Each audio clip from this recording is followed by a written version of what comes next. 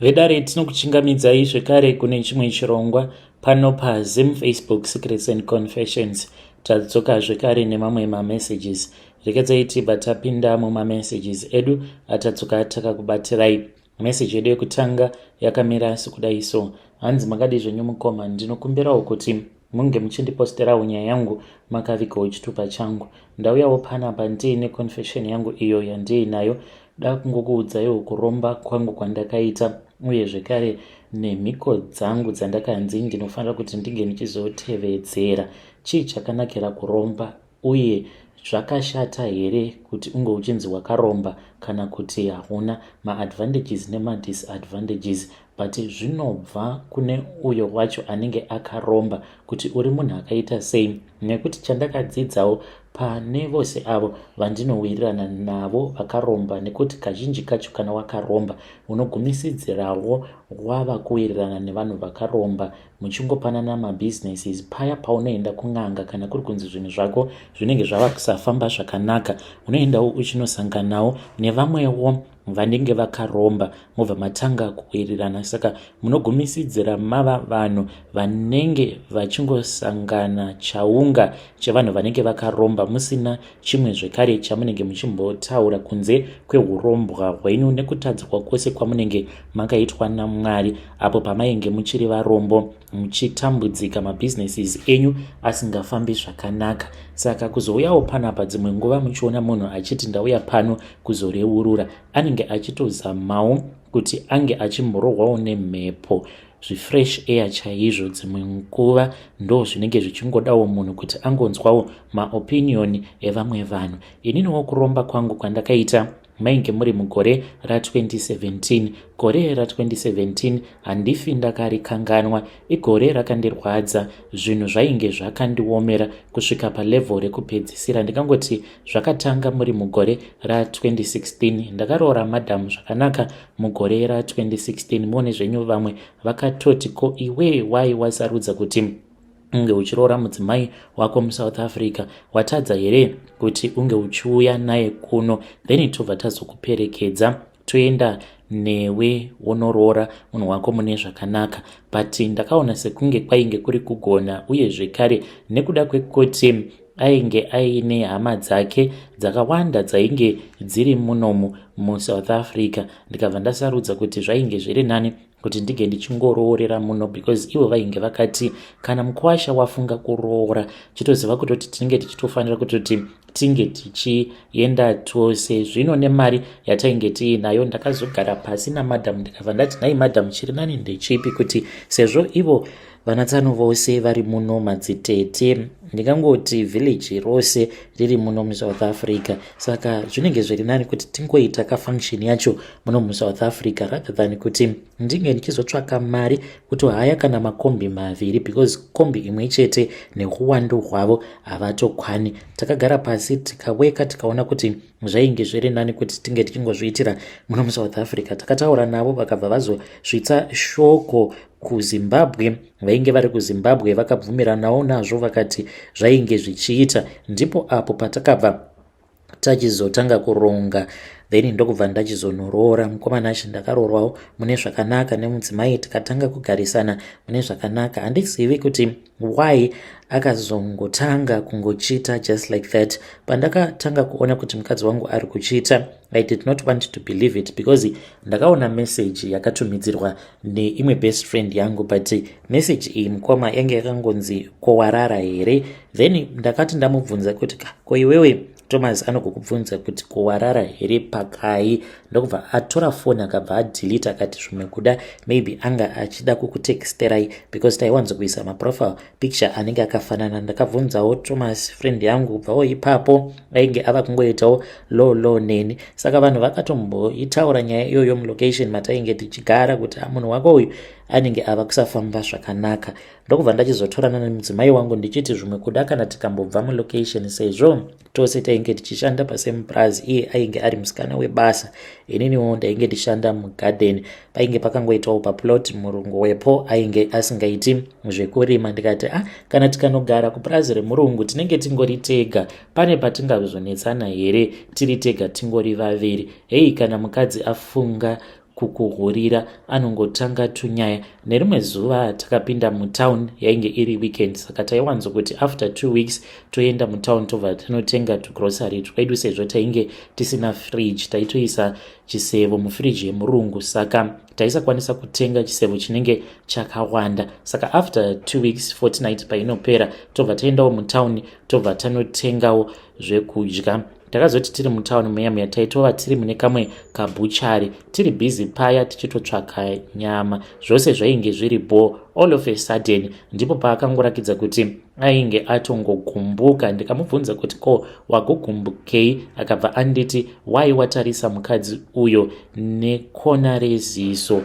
Ndikati iwe pane pandingazozvikontrolawo here kuti ndisambofa ndakatarisa kana ani zvake. Iniwo ndanga ndisitomborina kana kutombozviona kuti ndanga ndichitarisa mukadzi uyo, ende handitomborina kana basa naye munhu iyeye. Saka takanetsana paya munhu ainge atotsamwa. Ndakatozviona kutoti munhu ainge atopfundumwara. Ndipo apo patakabva tachizobuda mukabuchari kaya, tikabva tachizoenda mune imwe shop mainge muchitengesewa hembe. Ndakabva ndati kunyaradza umwe wangu ainge aine rimwe dress raainge agara achiti ainge achirida. Tainge tariona dress iri patakapinda mutown tichienda kuchibuchari. Ndikati nhasi hatina mari, ndichazokutengera. Then takazoti tava kudzokera kutaxi rank ndokubva tazodarika nemukashopu muya. Ndikabva ndati dress riya rawanga uchida, ndafunga kuti unofanira kuti unge uchizoritenga. Akati okay, iripo. Saka kala yaainge achida yainge isimo. Ndikabva ndamuti but dress iri ndinoona sekunge iri rine kala at least ye plain black ndiyo yakanaka, nekuti dzimwe nguva isusu vanhu vekuZimbabwe hatigone kunyatso kumecha makala zvakanaka, zvekuti uchifamba unenge uchitoonekwa kuti uyu munhu uyu muZimbabwean, because tinongowanza makala and hatizivi makala ekutenga. Unokwanisa kuona munhu achitenga kana rimwe zidrezi reyellow risingatombonzwisisiki kala yaro. Saka zvakabva zvazomubhohwa. Ndikati no, I am not saying kuti dress harina kunaka racho rauri kuti unoda, but kala chete ndo yandiri kungoshora. Tarirawo nemukadzi uyo, painge paine umwe mukadzi muSouth African ainge arimo mushopu imomo, akabva anditi home. Saka uri kuona kuti mukadzi uyo iye akapfeka zvakanaka, but ndainge ndichingozama kumuonesa kuti kunyangwe ivo vakadzi vemuno muSouth Africa, kunyangwe zvikanzi vanenge vasina mari, but at least kana vakapfeka vanogona kumechesa hembe zvakanaka. Munhu ndokubva achizototsamwa paya, akabva atanga kupopota. Akati apopota saizvozvo ndokubva abuda, akabva aenda, akabva ati kwandiri tichazoonana. So ndakangoti munhu aramwa. Regai ndisari ndichimunhongerawo tumapumps, ndikabva ndamutengera tubhutsu tuya. Kunobuda kudai so munhu ndingamuwana handina kana kumbomuwana. Ndakabva ndaenda hangu kutaxi rank ndikambomumirira for almost an hour. Ndaiti kana ndikamufonera ainge achidropa macalls angu. Pandakaona kuti nguva dzainge dzafamba, because kumapurazi kwatainge tichigara waitoti kana ukatadza kutobata kombi ya5 kana kuti ya6 zvinenge zvatovharana, waitongohaikawo then obva uchizotanga kufamba kubva kumain road uchienda kumapurazi kwatainge tichigara, in which kunenge kuri kure kwazvo. Ndakabva ndapinda mukombi ndokubva ndamunyorera message paWhatsApp. Aitopinda paWhatsApp asi asingavhuri machats angu. Ndokuenda angokomba mukoma stress yandainge ndiinayo yainge yakaoma. Ndakati ndasvika kumba, kana chikafu chandainge ndatenga ndichitiwo kana ndazosvikawo kumba instead yekuzobika sadza tombodyawo tunonaka sevanhu vainge vasingawani mari each and every day, uye zvekare tichingopindawo mutown once in a while. Koma chikafu hachidyiki. Ndaitonzwa ndichitoda kutorutsa. Ndakatarisa zvimatake-away zvatainge tatenga. Munhu kutomufonera ungakwanisa kumubata here pafoni. Apa ndainge ndiine stress. Ndaiti padiki ndombobuda ndobva ndadongorera kugate kuti ko munhu aripi. Ndakafamba mukomanashi kusvika kuT junction kwainge kuchiperera makombi, but munhu handina kukwanisa kumuona.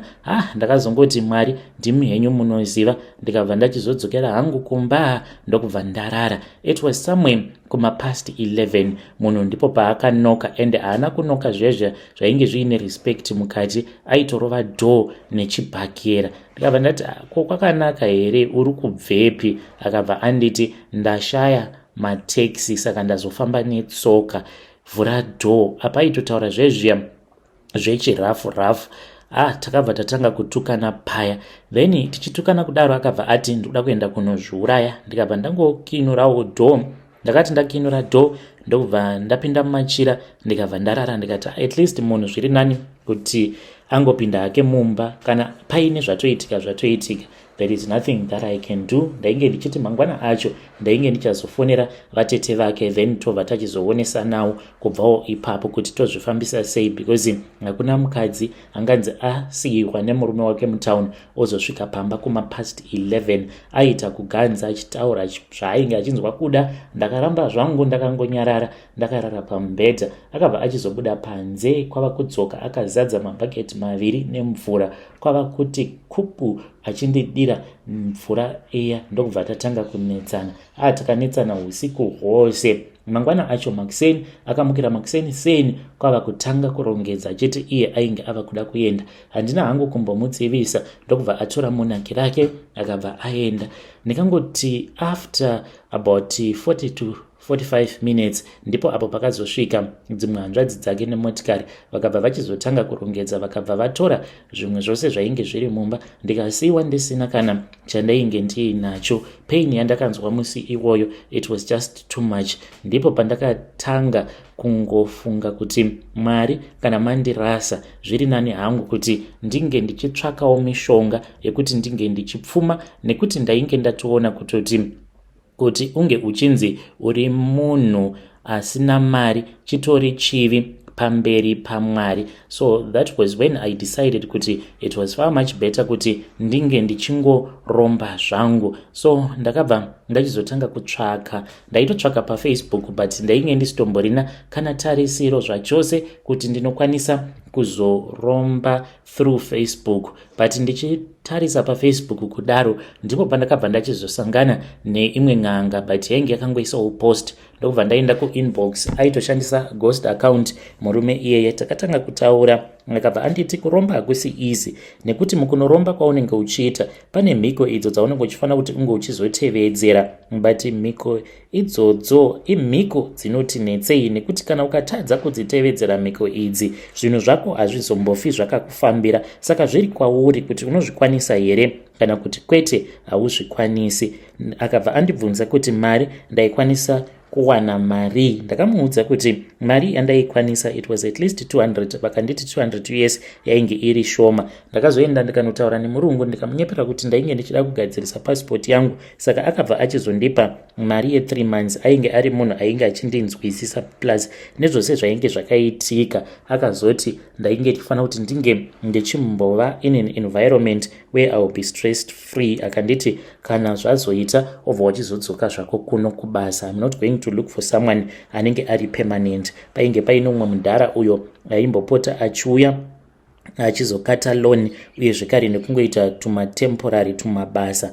Ndakati ndaunganidza kamari kaya, ndipo apo pandakabva ndachizodzokera kumusha ndikabva ndachizoenda kumba kwen'anga iyaya. Saka n'anga iyi yakati iyo ndaifanira kuti ndige ndichitenga bhuku. Ndakaenda pane kamwe katakishop ndikanotenga bhuku riya sezvandainge ndakaudzwa nen'anga iya, asi chakazondinetsa kuti ndige ndichichiwana. Ndakanzi painge pachidiwa tsono uye zvekare nepeni yered. Ndakafamba ndizivi kuti mavillage mangani ndichingoshandisa zvimotikari zvemushikashika kudzamara ndazokwanisa kuwanawo peni yered. Ndakadzokera kwavari sekuru vaivai vakabva vachizondipa rimwe bhuku ravo. Bhuku iroro mukoma vakandiratidza mazita evamwe vanhu vakarombesewa nababa vavo. Vamwe vanhu vakatoromba panguva iya yehondo. Vamwe vacho vainge vatori magandanga vainge vachitya kufira kuhondo, saka vaizopiwa zvikwambo zvikwambo izvi ndo zvaivachengetedza munguva yehondo, paya pavanenge vachitsvakwa nemabhunu vasazokwanisa kuonekwa nemabhunu. Ndakaverenga mazita evanhu vakawanda kubva kuma1970 something kusvika baba vacho vachizofa. After baba vacho vafa, ndikabva ndatanga kuverenga zvekare mazita evamwe vanhu vakatanga kurombesa iye pachezvake. Ndikabva ndanzi wose uyo ane zita rake iro rakanyorwa mubhuku omo haambofi akaenda kudenga, saka wazvipira here? Ndakafunga nezvazvo ndikabva ndati hongu, ini sekuru ndazvipira. Vakabva vachizonditi ndaifanira kuti ndige ndichizovatevera. Ndakaenda navo kudanga, but izvi takazozviita huri usiku. Ndakapiwa mbudzi iyo yandakanzi ndaifanira kuti ndinge ndichizoislota. Ndapedza kuislota kudaro, ndakanzwa zvimwe zvinhu zvainge zvichifamba zvakati zvaswedera mudhuze. Sekuru vaya vakabva vachizondipa tsvimbo, vakanditi tsvimbo iyoyo ndinge ndichiirovera pasi rutatu. Ndikanzwa zvinhu zviya zvava kutanga kurwedzana zvichirwira nyama yembudzi. Mbudzi iyoyo yakadyiwa, haina kutora kana 10 minutes kupera kwayo. After that ndipo apo patakabva tachizobuda mudanga muya tikabva tadzokera kumatare kwavo. Handina kuromba nezuva rimwe chete, zvakanditorera mazuva awo anokwana kuita 7 mukunoromba kwangu, nekuti zuva roga roga ndainge ndiine mhiko idzo dzandainge ndichinzi ndaifanira kuti ndinge ndichidzitevedzera. Kuromba hakusi nyore mukomanashi, nekuti mukunoromba unenge uchitotora mweya wemunhu akafa, munhu wausina kana ukama naye. Munhu iyeye wobva wamubata unhapwa achikushandira, iwewe uchiitawo izvo zvaanenge achida kuti unge uchizoita. Zuva randakazoudzwa mhiko idzo dzandaifanira kuti ndinge ndichizotevedzera, this was after taenda kumakuva tikazokwanisa kumutsa mweya weumwe mudhara uyo wandakanzi nen'anga yacho iyoyo ainge aine zvigayo zvake nemashops. Saka kazhinji kacho vanomutswa vaya vanonzi ndivo vanomutswa vozoitwa zvikwambo vanenge vari vanhu vanenge vari very rich. Ndokusaka muchiona vanhu vazhinji vane mari dzavo, havafariri kungovigwa munzvimbo dzinongovigwa vamwe vanhu. Ivo vanosaridza kuvigwa mumapurazi avo kana kuti mumapako munzvimbo dzakavanzika, nekuti n'anga dzinogadzira zvikwambo dzinotoshandisa mweya yevafi kana kuti munhu anenge akafa achiita zvekupondewa. ndo vanhu vanowanzokumutsiwa vacho ivavo. Ndakabva ndachizonzi chitora bhuku rako. This was after tabva kumakuva, and I still remember kuti dzakati dzichiti 1 am isusuwo tichibva kumakuva tichidzokera zvekare kumba kwavo sekuru tichinopinda mudare mavo. Saka vakanditi chitora kabhuku kaya kandakati unge uchitenga, uye zvekare nepeni red. Sentensi yekutanga yandakanyora ndainge ndakati pane zvose izvo zvandichanyora sekuru ndivo witness yangu, uye zvekare Satani ndinokumbirawo kuti unge uchitumidzira angava ari madhimoni kana kuti ngerozi dzako dzinge dzichizova mawitness, kuitira kuti kana zuva rangu rekufa razosvika ndinge ndichizoziva kuti kwauri ikoko ndo kune nzvimbo yangu, ende handimbofi zvekare ndakakufuratira. Uchava Mwari wangu ende ndichakunamata kusvika kumagumo kwenguva. Mhiko dzacho dzandakanyora after ndazonyora zita rangu, zita raamai nyakundibereka, zita rababa nemutupo wangu. Ndakanyora mhiko yekutanga iyo inoti ndaifanira kuti ndinge ndichizouraya mwana wangu firstborn yangu yaifanira kuti inge ichizofa kana kuzotanga kupenga, nekuti vakanditi mari yacho inofanira kuti inge ichiuya, but yauya kudaro muupenyu hwangu inotorawo ropa repedyo. Saka ndakanzi ndainge ndichazoita mwana mukomana, ende zvechokwadi mwana wangu wekutanga ainge ari mukomana uyo akazoshayika ava ne1.5 year months ndokubva achizofa. After that ndakanyora kuti handaifanira kuti ndinge ndichizorara nemunhukadzi kwe6 months. Panguva yacho iyoyo kwaiuya, handizivi kuti ndikati madhimoni here kana kuti zvii zvainge zvichiuya, ndainge ndisingatendedzwi kuti ndinge ndichiita girlfriend, chaindirwadza ndechekuti nemari dzandainge ndichiita vakadzi vaitouya kuzozvirasirira kwandiri, vakadzi vevarume vane mari, munhu kutouya kutondiudza kutoti anotoda kutorara neni. Asi pa6 months idzodzo ndainge ndakanzi handifanire kuti ndinge ndichizorara nemunhukadzi zvachose, nekuti kwainge kuine nyoka dzaiuya dzichirara neni. Chandisinganzwisise padziri nyoka idzi dzaiti kana dzikauya ndikarara nadzo dzaizogumisidzira dzatova nepamuviri. After that ndakabva ndachizonyora number 3. Number 3 yainge iri yekuti kana ndikazokanganisa pane dzimwe mhiko idzo dzandainge ndichazonyora, mushure mekunge ndanyora mhiko yenumber 3 iyo yandainge ndava kuda kunyora, ndikabva ndati ini given not my real name, kana kuri kunzi ndikakanganisawo pamhiko dzangu ndichatsvaka mukadzi anenge aine pamuviri. Mukadzi uyu ndichaita zvinoita kuti nhumbu iyoyo inge ichizobva, kana kuti mwana wake anozozvarwa akafa ndichamuisa pedyo neni uye zvekare ndichamubatsira financially. Then kana mwana wake azovigwa ndobva ndadhiginura rinda rake, ndobva ndadya chitaka chake. Ndizvo izvo zvandakanyora panumber 3. Panumber 4 ndainge ndakanzi after each and every 8th month ndinofanira kuti ndinge ndichizoenda ndonogeza kumarinda. Izvi ndinozviita ndichishandisa ropa remukadzi wandinenge ndichifambidzana naye apo paanenge ari kunguva yake. Kana ari kumba kwangu ndinotora zvipfeko zvake zvemukati ndozvisoka, kana kuri kunzi ndikatadza ndobva ndatora ari mapedzi ake ndomasoka mumvura. Mvura iyoyo ndinoichengeta kusvika yaita kakuorera, ndiyo iyo yandinozoshandisa ndobva ndazoenda nayo kumakuva ndonogeza. Panumber 5 ndakanzi ndaifanira kuti ndinge ndichizotenga iri nyoka, kutotenga nyoka dziriko n'anga idzo dzinotengesa nyoka dzechivanhu. Ndakanzi nyoka yandinotenga inenge iri shato black mamba. Nyoka iyi inenge yakagadzirwa, iyo inenge ichitoziva nguva yekuzviratidzira kwandiri, uye ndinofanira kuti ndinge ndichizoipa mazai, mukaka neropa. Asi ropa iro randinenge ndichiipa rinenge riri ropa revakadzi vanenge vari kumazuva avo. Matorero acho avo andinoita ropa. Kana ndikadanana nemukadzi wandinenge ndichifambidzana naye, nemari yandinenge ndichimupa ndinozomukumbira kuti tinge tichizorara tose pamazuva awo apo paanenge ari kunguva yake. Ndomuudza kuti ndipo pandinenge ndichinyanya kunzwa kumuda ipapo.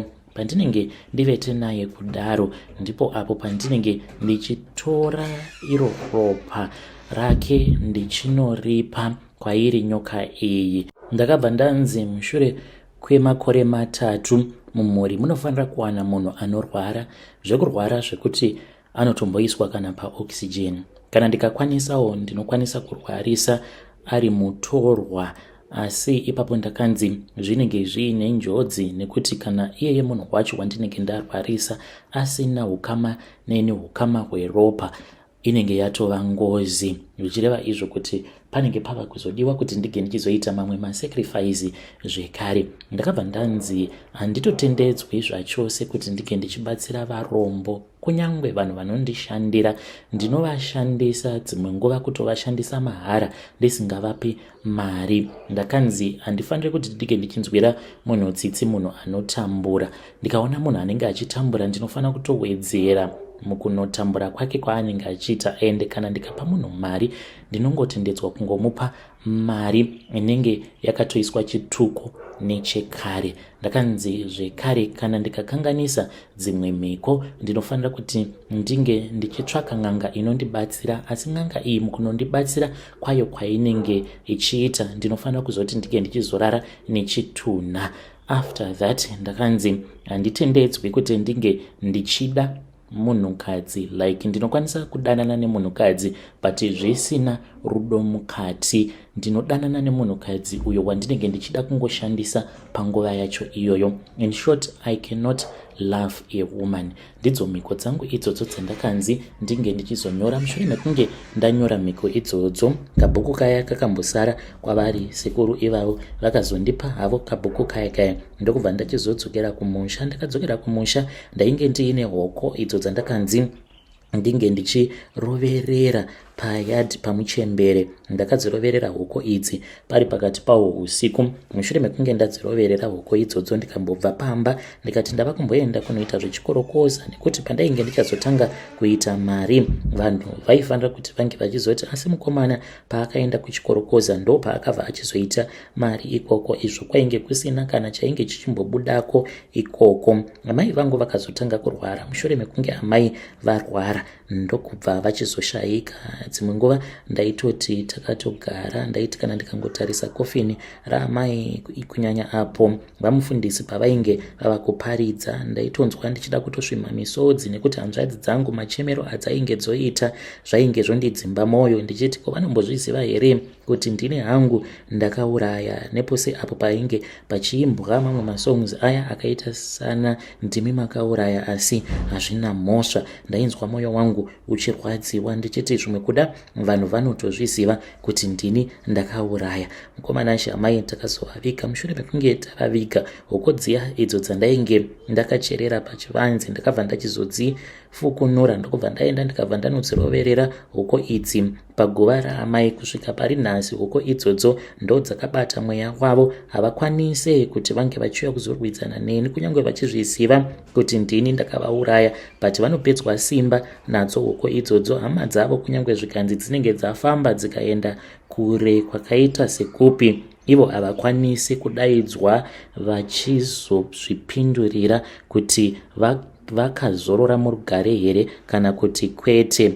After amai vangu vashayika, ndakadzokerako kumazowe ndikatanga kushandidzana nevamwe vakomana, ndokubva tatanga kubata mari, but mari yatainge tichibata iyi kwavari ainge angori mapepa, asi kwandiri yainge iri mari yechokwadi. Vakomana ava vandakashanda navo takaita mari yakawanda kwazvo, vakatenga motikari idzodzo dzakazosvika pakuita zviruku zvehuku, because dzainge dzisina kutengwa nemari yechokwadi, but yainge iri mari yandainge ndakapiwa nechikwambo changu. Kwandiri yakashanda mari iyoyo. Ndikavaudza kuti ini zvemotikari ndainge ndisingadi kuita, ndokubva ndatanga kuvhura tumatakshop twangu, uye zvekare ndakatotanga kutovhura tumatakshop utwu kumazowe ikoko ndichitengeserawo makorokoza. Ndokubva ndatotanga kutobudirira. Ndakabva ndachizotsvaka motikari yainge iri Toyota Wish. Mushure mekunge ndatsvaka motikari iyoyo ndikabva ndachizoisa pamushikashika. Munhu ainge achindishandira aiti kana akauya $50 achiti ndo mari yaanenge abata. Mari iyoyo mukomanashi yaiwanda zvekuti ndaishaya kuti ndoiisa pai, because mari iyoyo yaizotobva kune vanhu avo vanenge vakwira motikari yangu voita zvokutorerwa nechikwambo changu. Kana mumashopu umu ndaitoti ndikatopinda mushopu, ndakatombopinda mune imwe irimo muHarare muCBD. Tapindamo tainge tichida kuba mari, because mabiro acho ataiita mari ndiwawo ekuti taiti tikapinda mushopu takabata 10 kunyange $2 tongotenga kanhu kasina kana basa. Mari yose iyo inenge iri mutiwo inobva yatouya muhomwe mangu immediately, transfer ipapo. Saka takapinda yandisingadi kudoma nezita kuti iri nechepapi muHarare muCBD, tirimo muya. Ndipo apo pachakabva chachizoti kwandiri, aiwa muno ngatibudei. Ndikabva ndati kosei uri kuti tinofanira kuti tinge tichibuda. Chakabva chanditi muridzi weshopu ino akaromba. Takabva tabuda mushopu muya ndokubva tachizongoendawo pane kamwe kasupermarket tikabva tanotenga tikavatorera mari yose yavainge vainayo. Nekufamba kwenguva mukomana mhiko dzangu dzose ndakakwanisa kudzitevedzera, asi pane pamwewo pekungoti zvinhu zvinongokanganisikawo mubusiness naturally, ende kuzodzokerawo kun'anga ndakabva ndachizotangawo kuwiriranawo nemamwe mabusinessmen vainge vachindipa maideas kusvikira pari nhasi ndiri munhuwo akaromba. Ndokusaka ndati kuromba kunoti netsei, haisi nyore kuromba, nekuti kana uchinzi wakaromba zvinoreva izvo kuti uri kushandisa mhepo, uri kushandisa mweya wemunhu akafa munhu iyeye anenge asina dzinza newe ende kuwirirana kwenyu kunenge kuchiti netsei, because iye anenge asitorina kutozorora, because kana munhu afa haatombotarisirwe kuti anofanira kuti anga achidzoka panapa panyika, kutori neimwe nzvimbo kunochengetwa vose vakafa. Saka iye kana azouya kuno nekuda kwezvimwe zvinhu zvinenge zvakaitika maybe muupenyu hwake, kana kuti anenge asina kunyatsokuzorora murugare, haazozvitarise izvozvo. Anenge oti iwewe ndiwe wakauya kumakuva ukanditsvaka ndakazvizororera, saka kana ndati ndiri kuda ropa ndiri kuda ropa, otherwise ndinokupedzera dzinza rako rose. Ndiyo confession yangu iyo mukoma yandiinayo. Kune avo vanenge vachida kuromba, ndinongoti kwamuri, aiwa itai zvamunenge muchinzwa kuda, nekuti kana munhu afunga kuromba hauna chaunokwanisa kumuudza chichaita kuti asazoenda achinoromba. Take it from me. Pandakangoita decision yekuti ndafunga kuromba, that was my final decision. Ndainge ndisisina basa nazvo kuti shoko bhaibheri raMwari rinoti kudii. Neuyo anenge asingadi kuromba, aiwa chingogarawo wakadaro, whether uri murombo kana kuti uri mupfumi. Vedare ndo message iyo yandakatumidzirwa ichibva kuna mukoma vedu avo. Zvakangoma hazvo vedu we, hanzi munhu kana angofunga kuromba hapana zvamunokwanisa kumuita. Kana atoti ava kuda kuromba anenge achitoda kutoromba. Hey, pakaipa.